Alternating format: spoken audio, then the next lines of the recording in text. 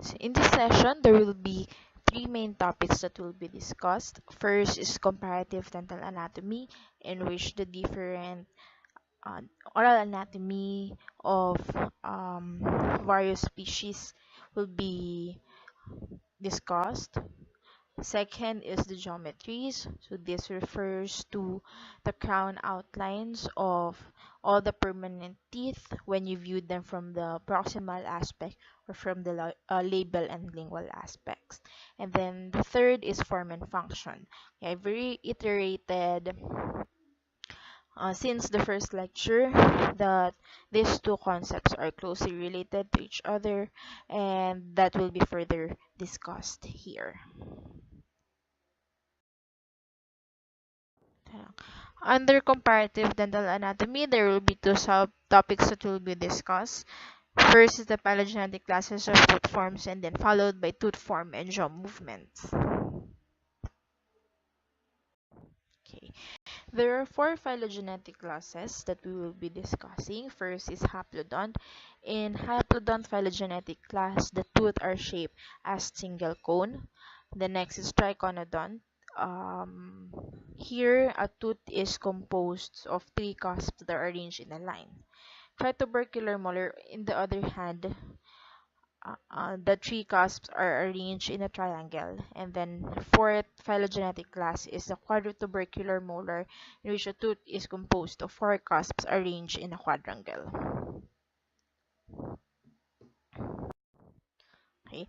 Haplodont phylogenetic class can be seen where jaw movements is limited to simple open and close or hinge movements only. So in this class, there is no occlusion that occurs. When we say occlusion, this is the meeting of the upper and the lower teeth. So in this class, since the tooth are shaped like a cone, it is not possible that these two meets. Okay, that the upper and the lower teeth meet. This type of tooth is used mainly for prehension, for procurement of food, or for combat. So this picture shows the haplodont phylogenetic class which is present in the Mississippi alligator.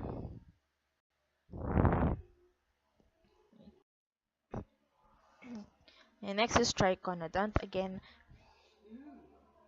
here the tooth is composed of three cusps arranged in a line, the largest cusp being in the center, and the two smaller cusps located, one anteriorly and then the other is located posteriorly.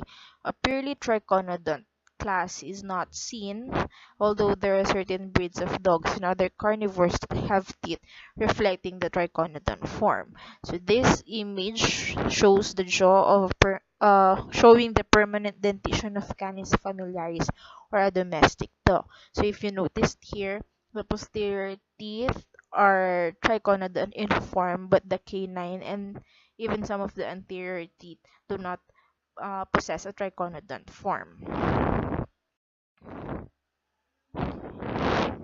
Okay, nevertheless, dogs and other animals that are carnivorous by nature are considered to be belonging in the third category, or the tritubercular class. The cusps here provides a more efficient three-cornered arrangement. Okay, so here occlusion starts becoming possible already. Okay, so this image shows the jaws of a dog. Notice that the premolars are tritubercular, and it occludes, or it articulates with the lower first molar, which is not seen in this image but is covered by the first premolar, the upper fourth premolar.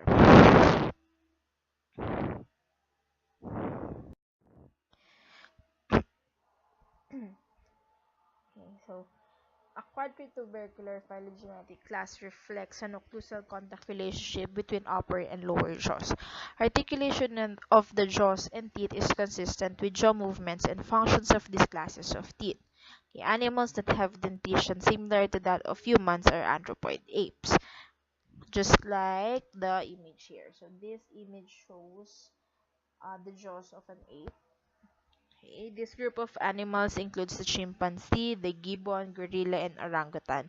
The shapes of individual teeth in these animals are amazingly close to their counterparts in the human mouth, except the development of canines, the arch form, and the jaw development. So here, if you will notice that the posterior teeth looks practically the same as the posterior teeth of human.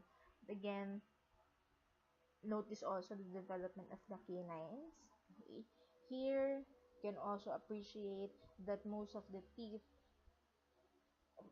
looks like that of human when you view from the occlusal aspect. But again, notice the development of the canines and then the arch form. So when you say the arch form, this refers to the shape of the arch. Here, the arch form is square, the human arch form is ovoid.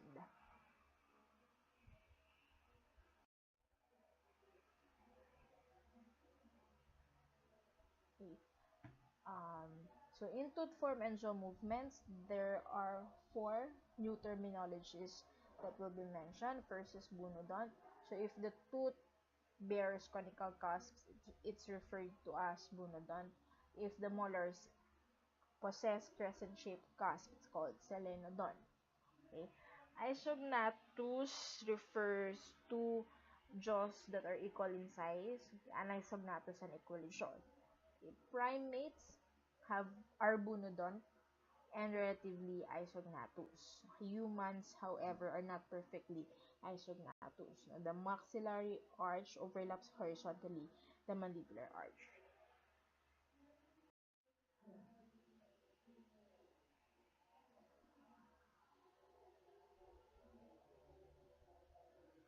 Each form is accompanied by increased mobility of mandible in a lateral direction and increased anisognathism. Okay.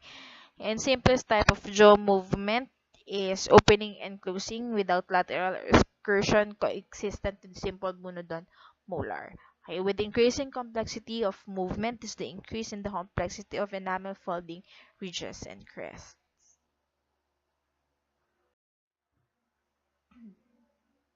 Okay.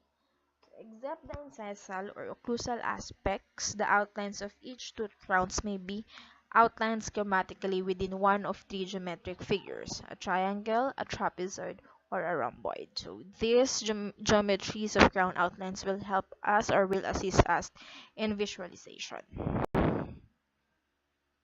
Okay. So when you view all the teeth from the facial and lingual aspect, the crown outline is may be represented by trapezoids of various dimensions. The shorter side of the trapezoid coincides with the bases of the crowns at the surfaces, while the longer side coincides with the working surfaces, or the incisal or occlusal surfaces.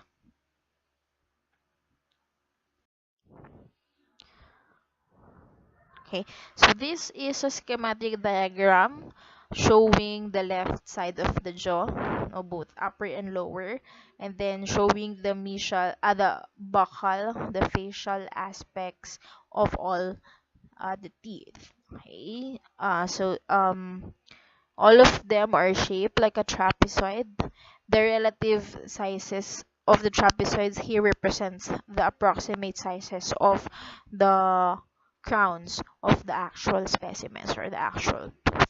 Okay, so this arrangement brings out the following fundamentals. Okay, number one, interproximal spaces may accommodate interproximal tissue. So if crowns of the all tooth are trapezoid in outline, it will be possible that there will be spaces in between. Okay, these spaces now will be referred to as interproximal spaces. Okay, and these spaces are occupied by interproximal tissue, which is part of the supporting tissue of the teeth.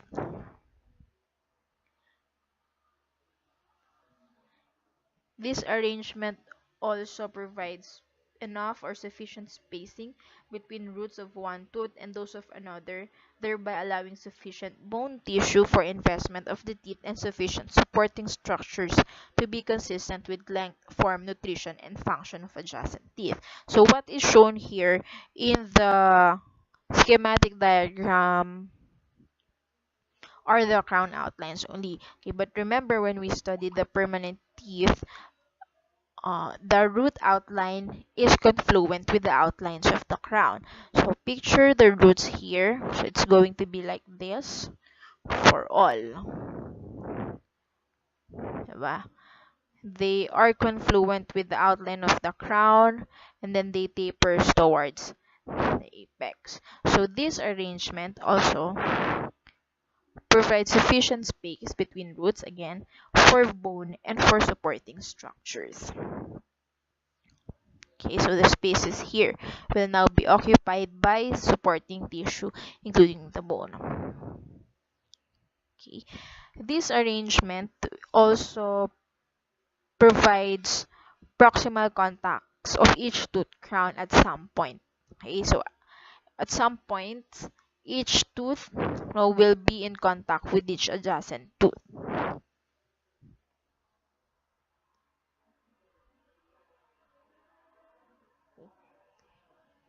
This tooth-to-tooth contact by adjacent teeth helps protect the interproximal gingival tissue from trauma during mastication. The contact of one tooth with another in the arch also tends to ensure mutual support and occlusal stability. When we say occlusal stability, the tooth will remain in its position and it will not move mesially or distally. Okay. Number 4, each tooth has two antagonists except mandibular central incisor and maxillary third molar. So this is your mandibular central incisor, which only contacts the maxillary central incisor, and this is your maxillary third molar, which only contacts the mandibular third molar. Okay, here and here. Okay. Then the other tooth contacts two antagonists. Okay. In the event of loss of any tooth, this arrangement tends to prevent extrusion of antagonists and help stabilize the remaining teeth. So imagine if a tooth only contacts one tooth.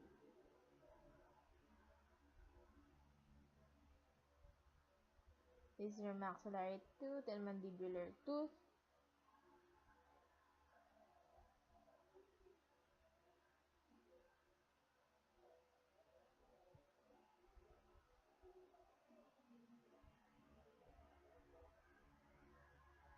Okay.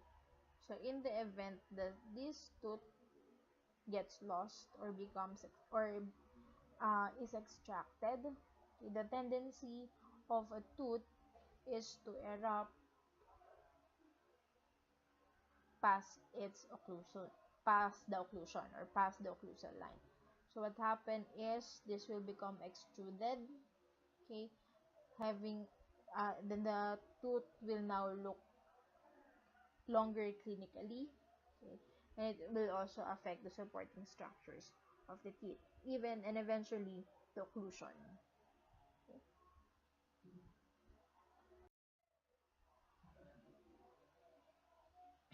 So from the mesial and distal aspects, the outline of the crown of anterior teeth may be represented by triangles. The base of the triangle coincides with the cervical portion of the crown. Therefore, this provides a wide base to the crown for strength, while the apex coincides with the incisal ridge. So from the wide base, the outlines of the crown tapered both on the labial and on the lingual side, narrowing down to a relatively thin ridge. This thin incisal ridge facilitates the penetration of food material. Okay, so it's easier to penetrate when the incisal ridge is narrower. Okay. From the mesial and distal aspects of maxillary posterior teeth, the crown outlines may be represented by a trapezoid. However, the uneven sides here are opposite to that of found in the facial and lingual aspects of all teeth. The longer side now coincides with the base of the crown, while the shorter side refers or coincides with the occlusal line or the occlusal surface. Okay, this also provides a narrower occlusal surface for the posterior teeth such that they will not they will be able to penetrate the food material easier, okay, because the occlusal surface is constricted. Okay. Imagine if the occlusal surface is as wide as the base of the crown, there will be additional chewing surface. So penetration of the food material will become more difficult, and it would also multiply the forces of mastication, and we don't want any additional force to the tooth, because that will eventually compromise the stability of the tooth and the supporting structures. Okay. For the mandibular posterior teeth, their outlines from the mesial and distal aspects may be represented by rhomboid. Okay. This outline still provides the occlusal surfaces a constricted occlusal surface in comparison with the bases. Okay. Then the inclines of the crowns is lingual to the root bases for proper occlusion with the cusps of maxillary opponents. Okay. If the crowns of the mandibular posterior teeth were to be set on their roots in the same relation as that of the maxillary posterior teeth, the cusps would clash with one another, and this would not allow the intercuspal relations necessary for proper function. With this arrangement will also maintain the axis of the crowns and roots of the teeth of both jaws parallel. So this is for maximum distribution of occlusal forces.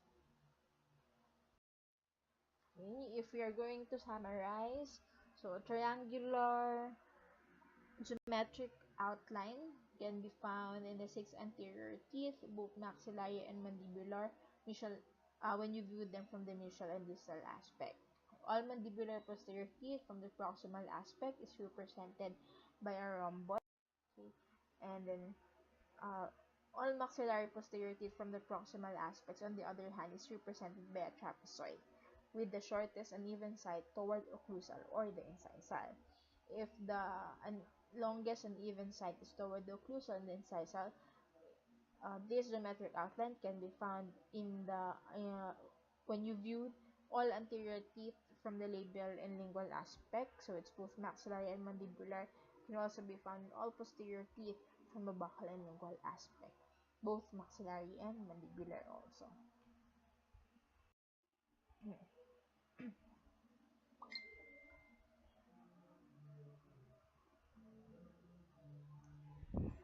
Okay. So for the form and function of the permanent dentition, there are certain variable concepts that will be discussed. Number one is the alignment, contact occlusion, and occlusion, the interproximal form, root form, and occlusal curvatures. The relationship between the form of the teeth and function is usually discussed in terms of type of food in the diet, jaw movements, and protection of the periodontium and stimulation of the gingiva.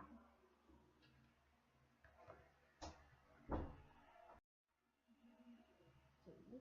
Type of food in the diet is considered because the primary function of the teeth is to prepare the food for swallowing and to facilitate digestion.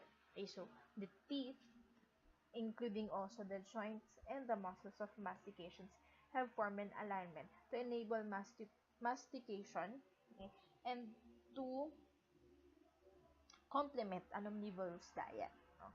Human is considered to be omnivorous, okay, and then the respective tooth forms of the human should be able to facilitate prehension, incision, and trituration of food. The shapes of incisal and occlusal surfaces is also related to the movements of the mandible required to carry out the chewing. Okay. So, generally say occlusion. This is the contact of the teeth in the mandibular arch with those in the maxillary arch in any functional relation. Occlusion is also used to designate anatomical alignment of the teeth and their relationship to the rest of the masticatory system.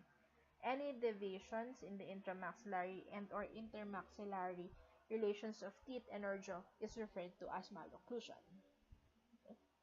During the process of development and eruption, The teeth erupt in such a way that the teeth will come into a normal occlusion, proper alignment, and proper arrangement of teeth within each jaw.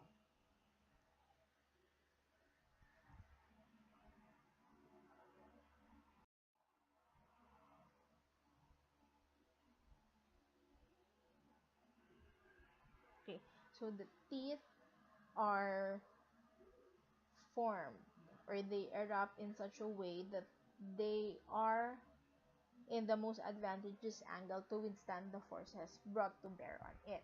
The general restorative principle states that the occlusal forces in the dental restoration should be directed along the long axis of the teeth. Okay, so the occlusal forces should be directed towards the long axis of the teeth.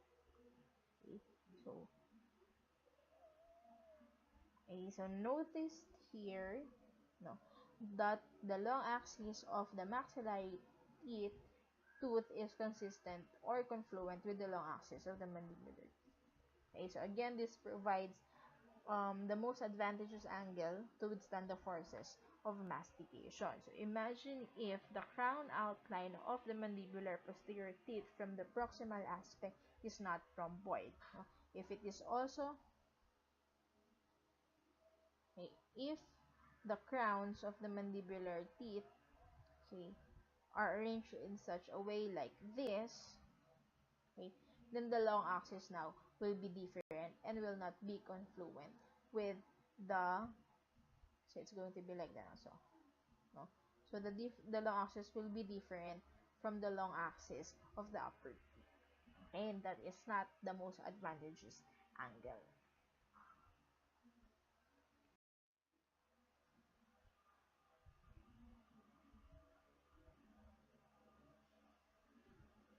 Okay. The buccal and lingual contours also influence the way the food is directed to and away from the gingival tissues. Okay. Malposed teeth or over and under contoured restorations promotes food impaction, impinging trauma, and accumulation of dental plaque. Okay. Over or under contoured restorations may also inhibit natural cleaning by the tongue, cheeks, and passage of food.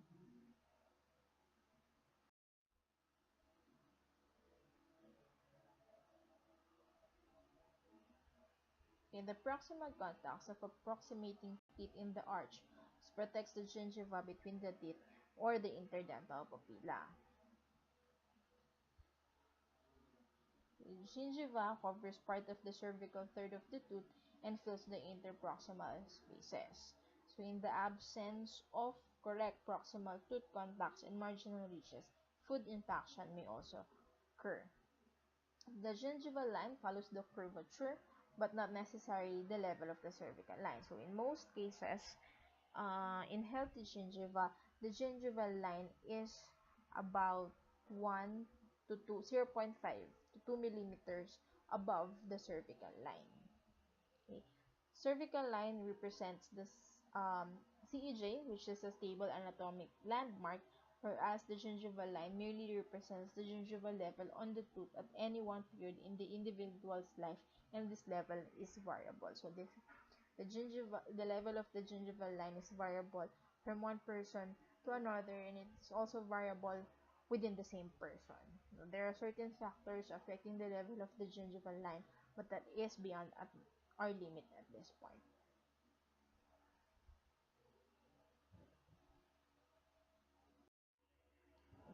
Misalignment may change the gingival line, which may not be conducive to the health of the tissue.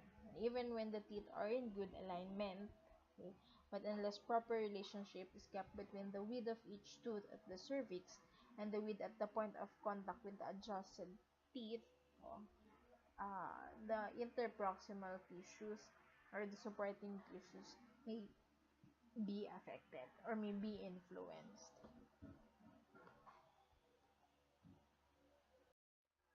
Okay. Root form is associated with the overall form of the tooth and the work it has to do. Okay, for example,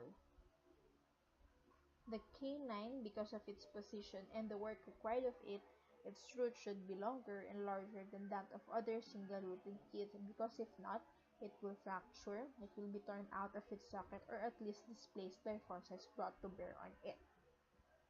Okay.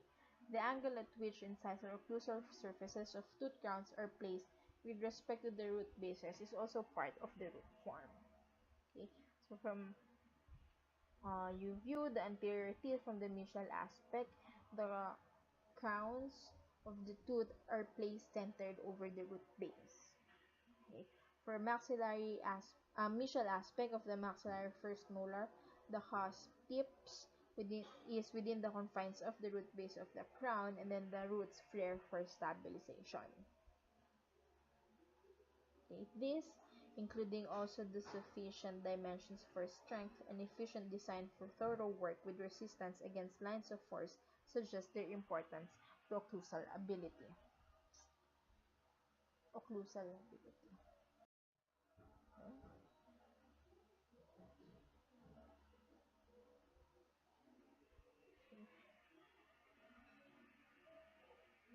There are some references that defines a normal occlusion as the absence of disease or disorders. So even if the teeth are not in alignment, as long as there is no disease or there is no disorder, that occlusion is considered to be normal. It may not be ideal, okay, but it's still normal. So actually, occlusion or normal occlusion is a wide range.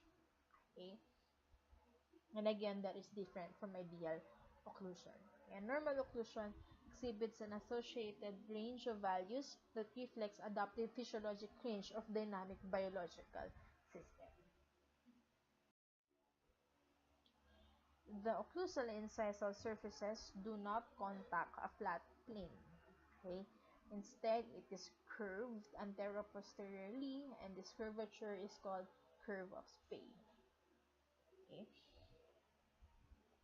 If the degree of the curve of Spey is related to the amount of anterior guidance that is needed to obtain posterior dissolution of the teeth in lateral and protrusive mandibular movements. So for the maxillary arch, the curve of Spey is convex. The curve of Spey is convex. Okay. For the mandibular arch, it's concave.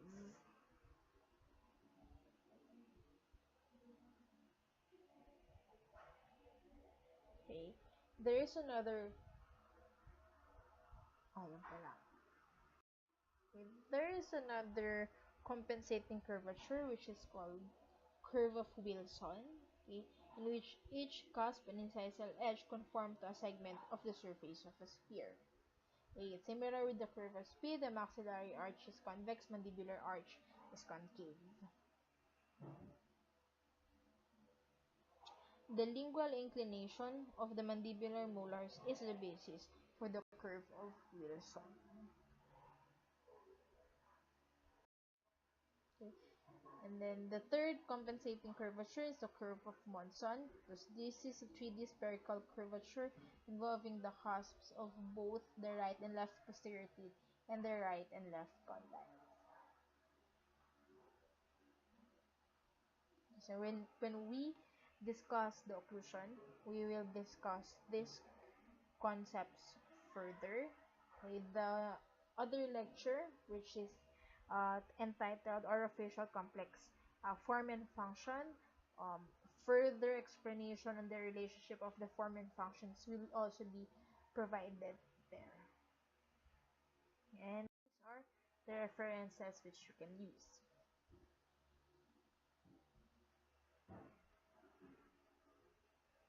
And that's it for this topic. That's it for this session.